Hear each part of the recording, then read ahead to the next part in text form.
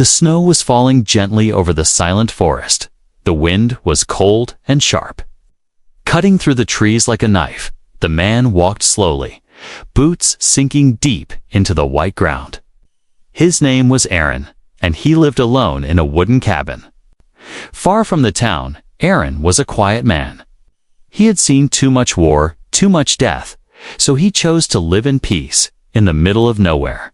But that day, peace was about to break as he walked through the trees, looking for firewood.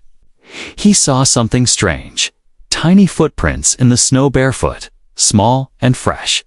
He followed them, worried, thinking maybe a lost child had wandered into the woods. But what he found stopped him cold. There, lying in the snow, was a little girl. Her skin was pale blue, almost glowing. Her hair was white like snow, tangled and wet. She was shivering, her lips turning purple, eyes half open. Aaron ran to her and wrapped her in his thick coat. She was so light, like a feather, and cold as ice. She looked at him, not with fear, but with strange, glowing violet eyes, not human eyes. He spoke gently. "It's okay, I've got you. You're safe." She didn't answer, just closed her eyes and fainted. He picked her up and rushed back to his cabin, heart beating fast. Who was she? What was she doing alone in this deadly cold? Inside the cabin, Aaron lit the fire, wrapped her in blankets, and made warm soup. She didn't speak for hours, just stared at the flames, but slowly she began to eat. She looked at him like she didn't understand what he was. When he asked her name, she didn't answer. So he gave her 1 lira. It sounded soft, like snow falling in silence. He told her she could stay, just until they found her parents. But deep inside, Aaron knew no one was coming. This girl was not lost. She was left. Or maybe she escaped something worse. Over the next few days, strange things began to happen. His radio stopped working, even without batteries. It played soft humming sounds. The lights flickered when she walked by, and animals outside stopped coming. Near the cabin, even birds flew away. At night, she talked in her sleep, not in English, not in any human language. It sounded like music, mixed with static and whispers. Aaron listened from the next room, both afraid and curious. She started drawing strange symbols on the floor with a stick, perfect shapes glowing faintly under candlelight. One night, when she was afraid, the cups on the shelf shook and fell. Aaron knew then she was not from this world, but she was just a child, scared and alone. He couldn't turn her away, so he decided to raise her as his own. He taught her to speak, to read, to smile. Lyra laughed for the first time after a month. Her laughter was like a chime in the cold silence. She held his hand tightly when he read stories. She called him Papa for the first time one morning. Aaron's heart melted. He had never wanted children, but now he couldn't imagine life without her. Still, there was always that fear.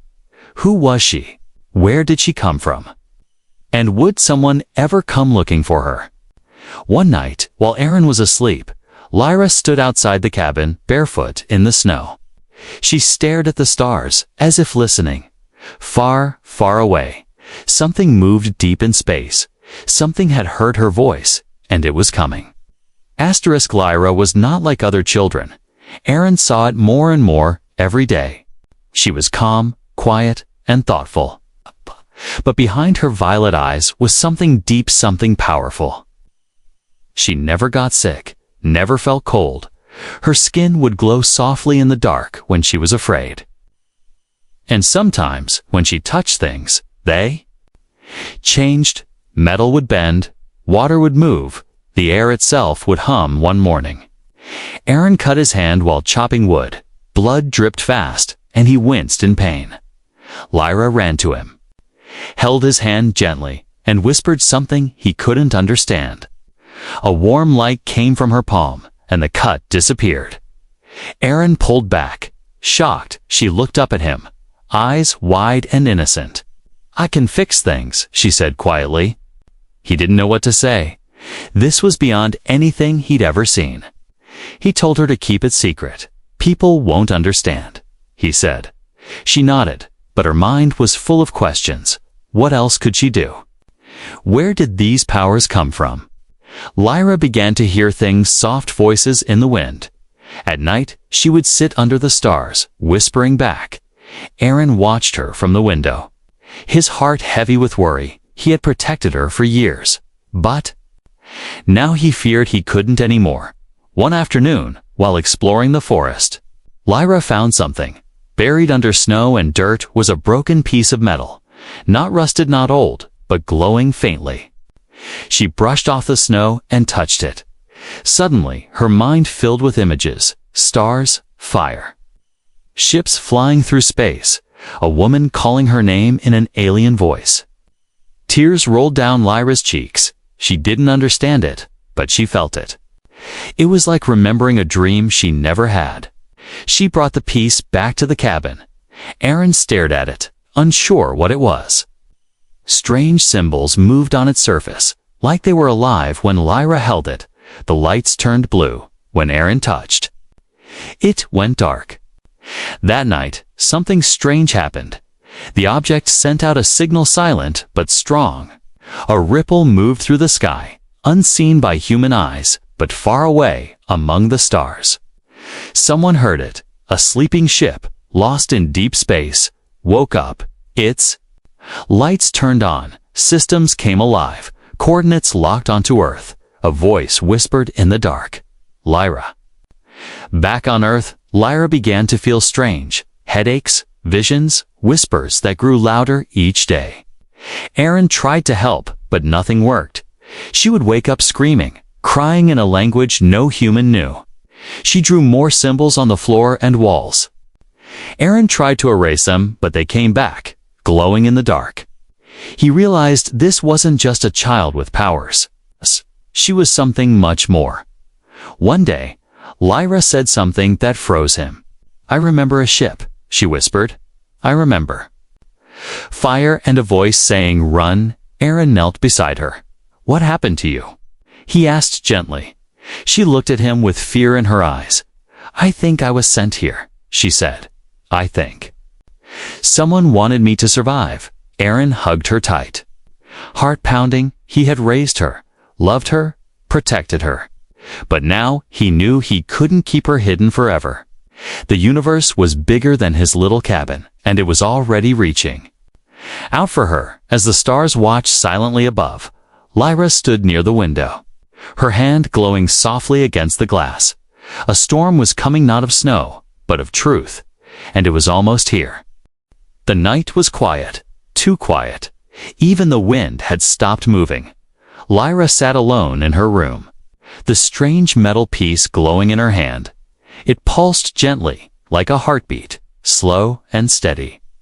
Aaron watched her from the doorway. He didn't understand the object, but Lyra called it a memory. She said it belonged to her ship, to her people. Aaron didn't ask too many questions.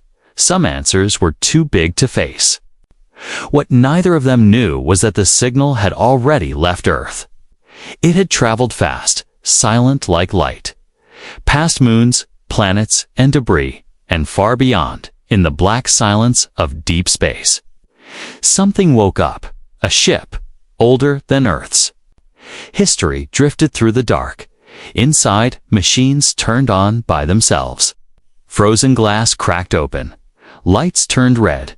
A figure rose from the pod, tall, armored, not human. It opened its eyes and whispered one word, "Lyra." Back on Earth, the sky was clear, full of stars, but satellites began failing. Scientists in distant labs scratched their heads. They saw strange energy coming from a forest in the north. They marked it, tracked it, and filed reports, but none of them understood what it meant. Only one man knew the forest, Aaron. He had been noticing things too. His phone no longer worked. His old radio played sounds he didn't recognize. It wasn't static. It was something else, something alive. That evening, Lyra stood outside in the snow. She raised her hand to the sky. The wind swirled around her, snowflakes floating like sparks.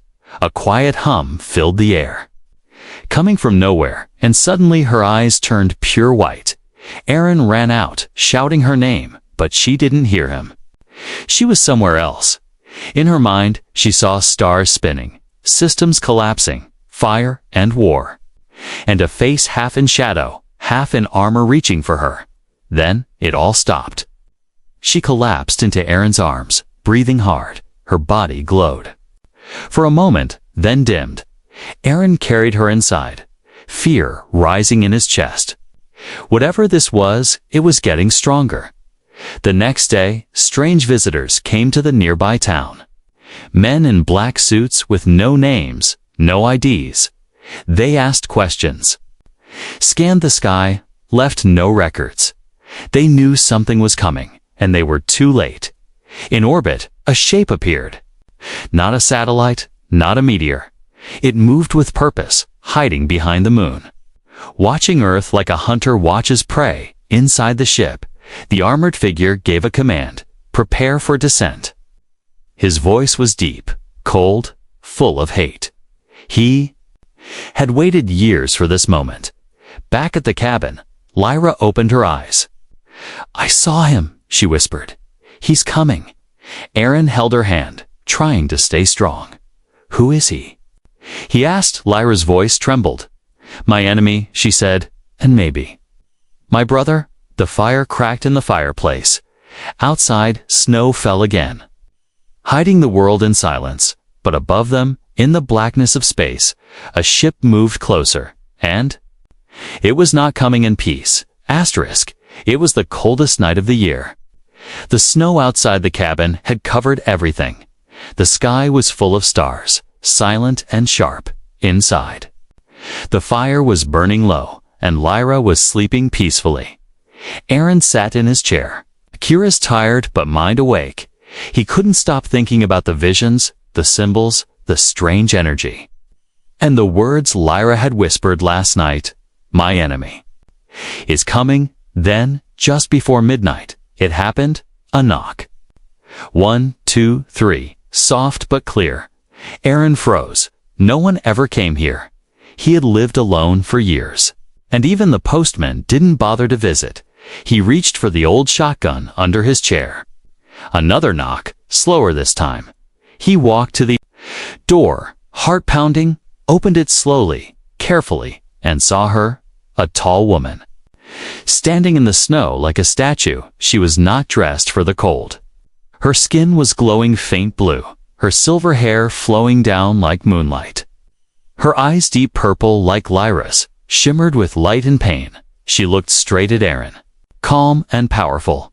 "I am not here to harm you," she said softly. "My name is Kylara." Then she took a breath and spoke the words Aaron never expected. "I am Lyra's mother."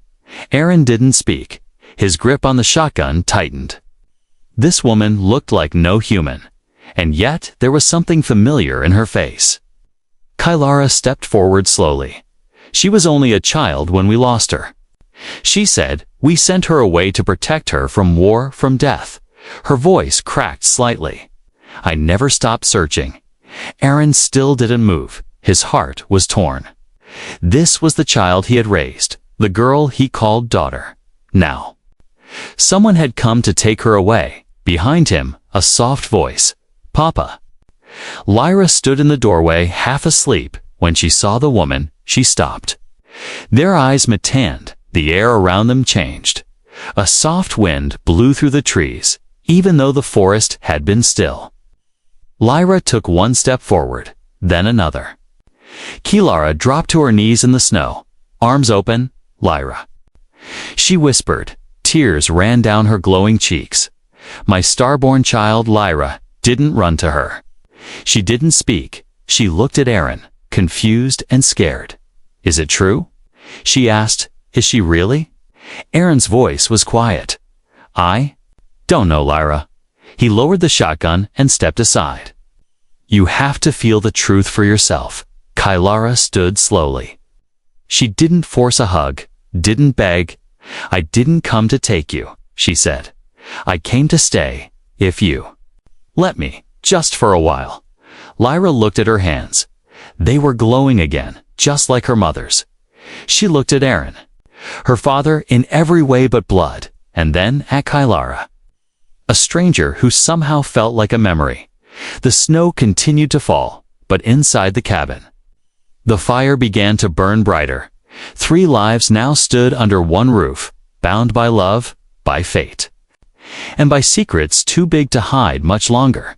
But outside, far beyond Earth's clouds, the enemy ship had seen everything, watched the signal, tracked the light, and locked its target. Kylara wasn't the only one who had found Lyra, and the next one would not knock.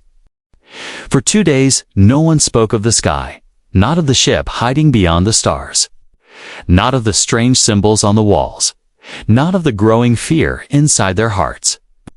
Kylara stayed in the small wooden cabin. She moved like someone used to danger, always calm, always watching, and every night she sat by the window, whispering into the stars. Aaron didn't trust her, but he couldn't deny one thing: Lyra was changing. When she stood beside Kylara, her skin glowed brighter, her powers grew stronger, more natural, more dangerous. Lyra felt it too, for years. She had been human in every way. Now, pieces of her alien self were waking up.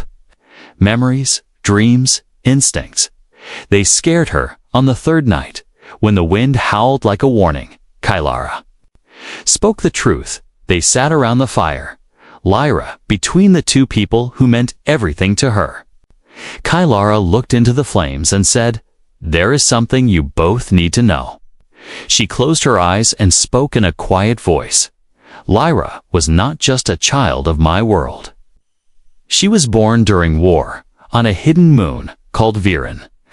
She is the last heir to the Ilari throne, a bloodline nearly wiped out. She was sent to Earth not just to survive, but to hide something powerful inside her. Aaron frowned. A throne. He said, "You mean she's royalty?" Kylara nodded slowly. "Yes, but more than that, she carries the last spark. The heart of our people, the source of our power, the enemies who chased us. They want that spark."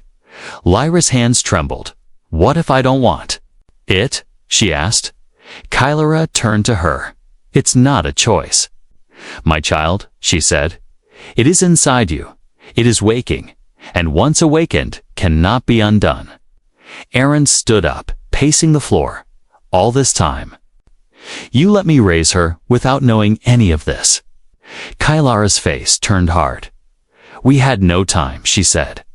"The war was brutal. We lost everything.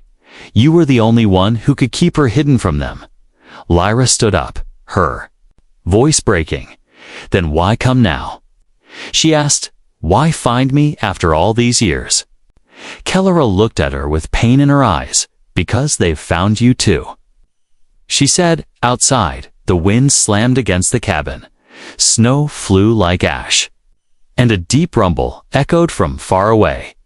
Aaron grabbed his old rifle and moved to the window in the sky. Dark clouds spun in a perfect circle. Kylara spoke again. "There is a warship above Earth, hidden behind your moon. They are waiting for the spark to fully wake. They want to take it and destroy Earth with it." Lyra stared at her hands. A soft light glowed from her fingertips. It didn't hurt, but it felt heavy, like it had been there her whole life, waiting for this moment. Aaron looked at her, eyes full of fear and love. "You're still my daughter," he said. "No matter what you are, or where you came from." Lyra nodded, but her heart was burning with questions. Who was she now? Human child? Or an alien weapon?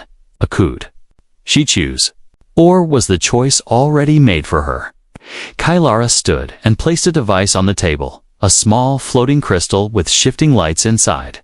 "This is a memory core," she said. "It holds the truth of your birth, your home, your people. If you want answers, this will show you." Lyra touched the crystal, and the cabin was filled with light. Images of her as a baby, wrapped in glowing cloth. A palace under attack. Explosions, running footsteps. A woman, Kalara, crying as she placed the baby inside a pod and launched it into the stars. Lyra fell to her knees, tears in her eyes. Her whole life. It had started with fear, with sacrifice, with love, and now it was about to end in war. The fire flickered low outside. The wind whispered like a warning. Above them, the warship turned. And the countdown had begun. Asterisk, the stars above Earth were no longer peaceful. Behind the moon, the enemy ship had moved, no longer hiding. It began its slow descent toward the planet. Its engines roared without sound. Only darkness followed behind, inside the cabin. The glow from the crystal had faded. Lyra sat still, her face pale. She had seen the truth. All of it, her past, her people, her power. And now she knew the war wasn't coming.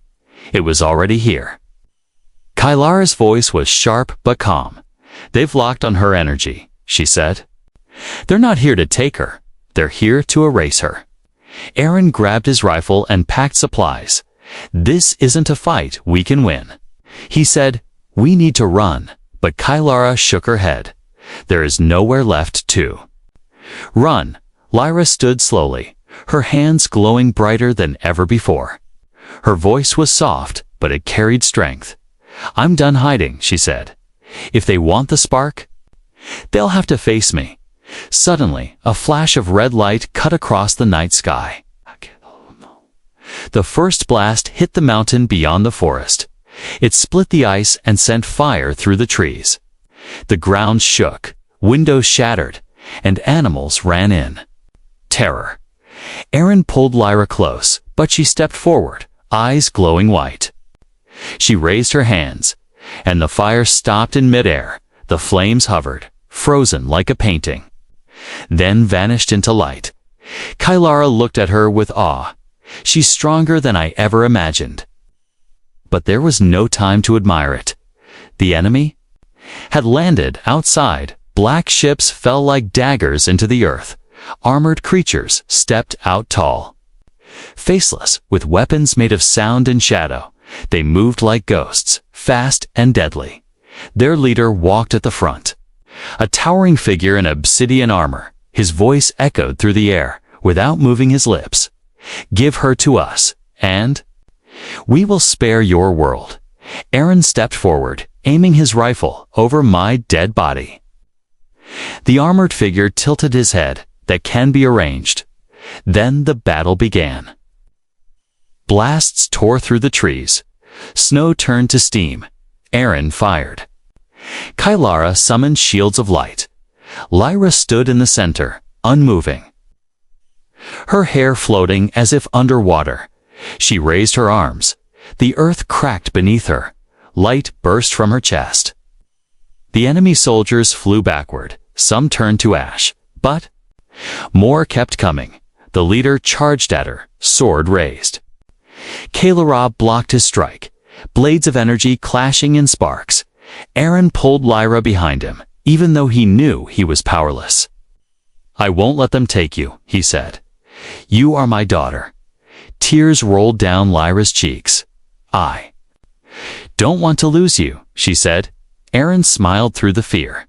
You won't. Not today. Lyra stepped forward again, her body now glowing with the light of 1,000 stars. She looked at the enemy, unafraid. You want the spark, she said, then feel its fire, with a scream that shook the trees. She released her energy. A wave of pure light swept across the forest. It melted snow, shattered armor, and erased darkness. The sky turned bright as day. And when it faded silence, the enemy leader lay broken, his armor cracked, his weapon gone. He looked at her one last time. Too late, he whispered. You've already awakened it. Then he vanished into dust. Kylara fell to her knees. It started, she whispered. Aaron looked around at the burning forest, the fallen trees, the empty sky. What started? He asked. Kylara met his eyes. The war of stars, she said, and Earth is now part of it. Lyra stood between them, her eyes still glowing, her breath slow and heavy. She had won this battle, but war was far from over. The smoke had cleared. The forest was silent. Burned trees stood like black statues, and the snow had melted into mist. But inside the cabin, the fire still burned, a symbol that something human still survived. Lyra stood at the edge of the forest. Her clothes torn, her hair glowing faint silver, the power inside her had settled. But it hadn't gone. It waited just under her skin, quiet but awake, behind her. Aaron and Kaylara watched, both broken in different ways. Aaron held a bandage over his arm, his rifle now nothing more than wood and metal. Kaylara leaned against the wall, a deep wound across her ribs, yet her eyes were soft, filled with pride. The battle is over, Kaylara said, but now you must choose. Lyra didn't turn around. She stared into the distance, where the sky met the hills. Where the stars began, Aaron stepped forward. You don't have to leave. He said, this is your home. You grew up here. His voice cracked, just a little, but enough. Kaylara looked at him, gently. She is not just your daughter anymore. She said, she belongs to two worlds now. Lyra closed her eyes. Inside, she saw both lives. One with Aaron quiet, warm, filled with books, firewood, and peaceful days. One with Kayla dangerous, powerful, full of stars and purpose. She wanted both, but life rarely gives both. She turned to them, her voice soft. I don't want to leave either of you. Kaylara smiled, though her lips trembled. You are not leaving us, she said. You're becoming who you were born to be. Aaron nodded, fighting the ache. In his chest, I raised you to be strong, he said. Now I have to be strong enough to let you go. Lyra stepped forward and hugged him tight. I'll come back, she whispered. Promise me. He said. She nodded, eyes full of tears. I promise. She hugged Kaylara next, a different kind of hug. Not soft like Aaron's, but full of energy, memory, and something ancient, something only they shared. Then the sky opened. A ship shaped like light itself appeared. Silent, glowing, waiting. Lyra looked at both of them one last time.